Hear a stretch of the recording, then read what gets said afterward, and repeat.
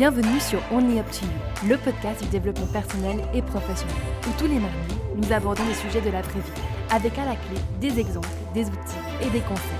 Je suis Jennifer Pucci, psychologue du travail et coach de vie certaine.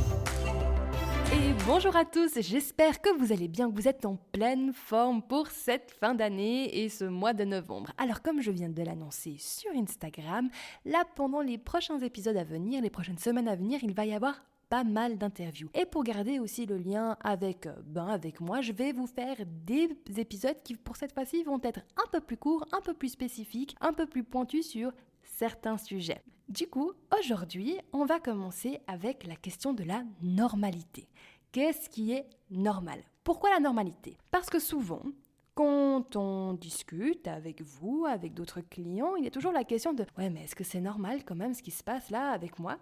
Et en fait, cette question-là, souvent, elle ouvre à d'autres questions, à des questionnements plus profonds. Et c'est justement ces questionnements-là que j'aimerais aborder avec vous. Mais avant, on va juste passer un peu en revue qu'est-ce que la normalité, quelles sont les définitions qu'il y a déjà à propos de la normalité. Pour le coup, je suis allée sur mon ami Google et j'ai tapé définition de la normalité ou du normal. Et voici ce que j'ai trouvé. Donc, normal est égal à ce qui est conforme à une moyenne, considéré comme une norme qui n'a rien d'exceptionnel. Par exemple, avoir une taille normale. C'est ce qui est conforme à la nature d'un être, d'une chose, à l'organisation de quelque chose. Donc, par exemple, les battements d'un cœur qui sont normaux. C'est ce qui est conforme au plus habituel, qui ne surprend ni dans un sens ni dans un autre, et que l'on pourra par exemple contraster en se disant il n'est pas dans son état normal. Ou autrement dit, c'est juste banal, c'est la routine, c'est là, c'est comme ça. C'est aussi ce qui est conforme à ce que l'on pense être juste et équitable. Par exemple, c'est le prix qui est normal pour ce service ou cet article ou cet objet. C'est aussi quelque chose qui va être prévisible, logique et compréhensible. Par exemple, on peut se dire c'est normal qu'il ait agi ainsi vu les circonstances. La normalité, finalement, aussi si je reprends juste un peu mes études de psychologie, on a fait des statistiques en long, en large et en travers, c'est vraiment cette notion de moyenne, mais qui peut aussi s'exprimer sous forme d'échelle avec un seuil inférieur ou un seuil supérieur, et qui, la norme se trouve entre ces deux seuils. C'est par exemple ce que vous allez voir quand vous faites des tests médicaux, des examens médicaux, et bien souvent, les valeurs sont données en fonction de cette échelle ou de cette fenêtre, et ce qui est en dessous ou au-dessus sort donc de la norme et va faire qu'il y ait un résultat négatif, positif ou significatif. Bref, voilà. La normalité, finalement, c'est quelque chose de construit, c'est quelque chose qui est souvent quantitatif. Alors maintenant, en quoi est-ce que ça nous intéresse, cette question de normalité, quand il s'agit de développement personnel ou professionnel ?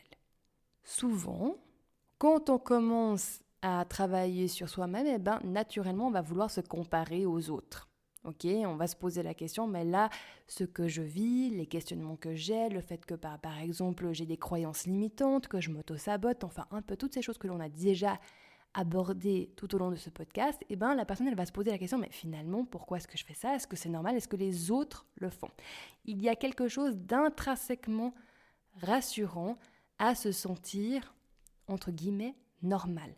Souvent, inconsciemment, on associe la normalité à quelque chose de juste.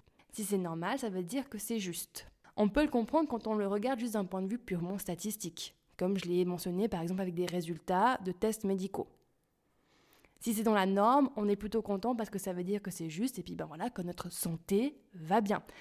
Je dirais comme ça globalement que je vous souhaite que pour certaines choses dans votre vie, vous soyez complètement dans la norme. C'est-à-dire par rapport à votre santé physique, ok ? Votre santé mentale, dépendamment du test ou de la philosophie qui est utilisée, j'ai envie de vous dire que peut-être finalement le résultat n'est pas aussi significatif que ça, mais là c'est juste parce que je suis un peu en mode rebelle ce soir.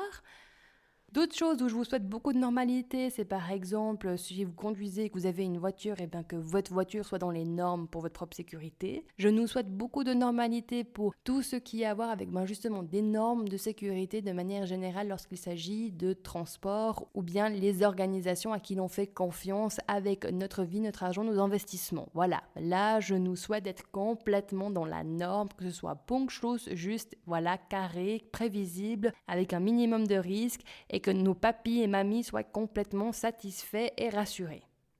Mais ça s'arrête là. Car comme je l'ai dit, parfois, l'on associe norme avec juste, avec c'est ok.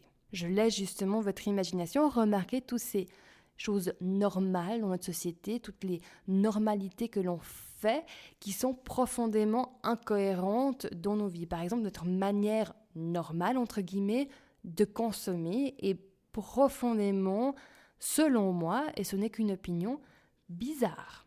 C'est-à-dire que ce n'est pas parce que c'est normal que c'est juste. C'est pas parce qu'il y a un comportement qui est normal que ce comportement, il est bon pour vous. Donc ce que j'aimerais vous inviter à faire, c'est de commencer à questionner tout ce que vous trouvez normal. À questionner votre seuil de normalité. Remarquez, est-ce que ce qui est récurrent, constant, souvent présent chez vous et chez la plupart des gens que vous côtoyez, est-ce que ça, c'est ce que vous voulez vraiment? Est-ce que ce qui se présente de manière récurrente sous forme de dire, de philosophie de vie, comme quoi c'est normal d'être fatigué, c'est normal d'être stressé, c'est normal de ne pas aimer son boulot, c'est normal de se plaindre, c'est normal d'avoir la tête dans le bip tout le temps, c'est normal de manger ci, c'est normal de se sentir un peu perdu, c'est normal, blablabla, tout ça. De vous poser la question, ok, est-ce que c'est ce que je veux qui constitue ma base normale à moi, ma base personnelle à moi, mon seuil personnel de ce qui est normal? Que se passerait-il pour vous si vous éleviez votre seuil de normalité, votre constance, mais aussi votre seuil de conscience et de santé mentale, émotionnelle? Je dis ça parce que récemment, mais c'était pas la première fois non plus, j'ai eu quelqu'un qui me dit « Ouais, mais je me sens mal, mais c'est normal ». Et j'ai tout simplement répondu « C'est intéressant que pour toi, te sentir mal est égal à quelque chose de normal ». Et là, bien sûr, la personne a eu, une énorme prise de conscience.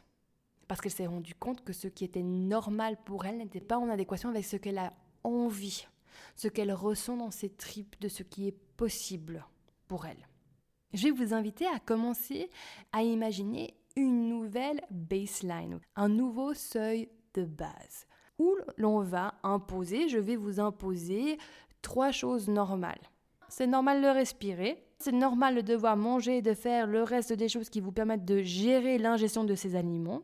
Et 3, c'est normal de dormir. C'est aussi normal d'avoir besoin d'amour et d'avoir besoin de se sentir accepté. Et vous savez quoi, ces 2 dernières choses, elles sont, oui, données par l'extérieur.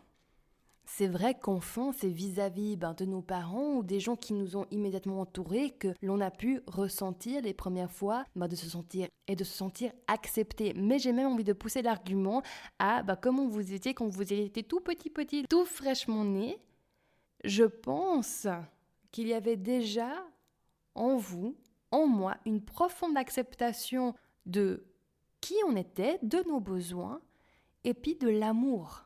Et qu'après, au fur et à mesure de la socialisation, il y a eu des choses intéressantes et des variantes qui se sont passées. Tout ce que je veux dire par là, c'est qu'il est possible de s'aimer et de s'accepter indépendamment de la validation extérieure. Bref, on revient à nos moutons à propos de ce qui est normal et de ce que je vous invite à faire. C'est-à-dire, je vous invite à questionner les choses de votre vie qui sont récurrentes, qui sont là, de manière constante, fréquente, que vous ne questionnez même pas, et de vous poser la question, mais est-ce que ça, c'est ce qu'il me faut vraiment? Est-ce que c'est ça ce dont j'ai envie?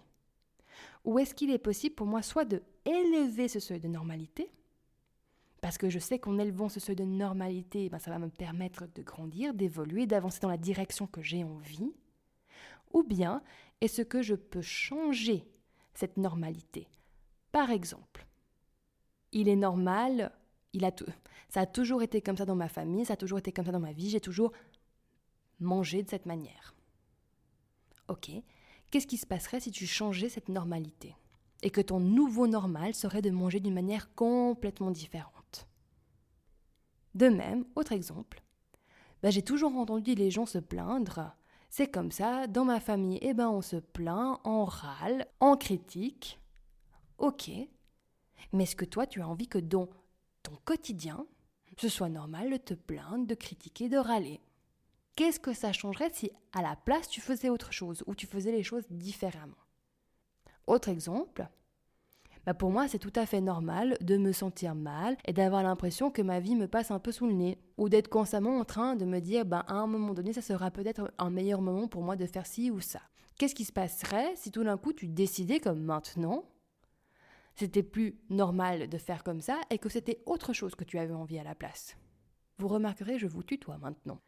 Pour finir ce mini-épisode, j'avais envie de terminer sur une citation de Maslow qui a été publiée par un de mes collègues en ligne et qui, je sais pas, m'a inspirée et je pense que pourrait peut-être vous donner un peu de l'inspiration. La citation commence comme ceci. Le musicien doit faire de la musique, l'artiste doit peindre, le poète doit écrire s'il veut être en paix avec lui-même. Ce qu'un homme peut être, il doit l'être. Ce besoin, nous pouvons l'appeler la réalisation de soi.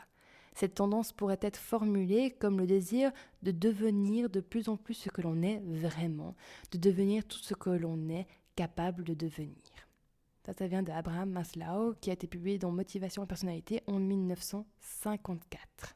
J'aimerais finir avec le fait que nous sommes tous plus similaires que différents, mais que cette similitude respecte notre individualité, notre authenticité, notre sincérité, notre intégrité. Et de cette manière, on est bien au-delà et bien plus que des mesures statistiques et des seuils inférieurs et supérieurs et des échelles.